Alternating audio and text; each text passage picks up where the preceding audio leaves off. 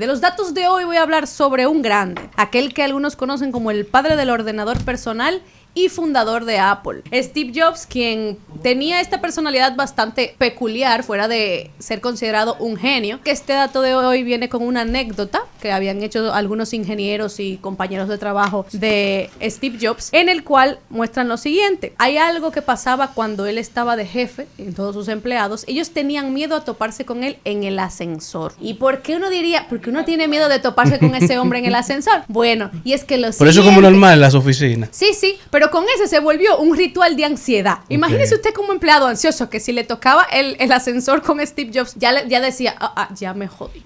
En pocos términos empezamos dominicanos. Malo, sí, porque ellos decían que, imagínense que estamos en el piso 4 y tiene que llegar al número 1.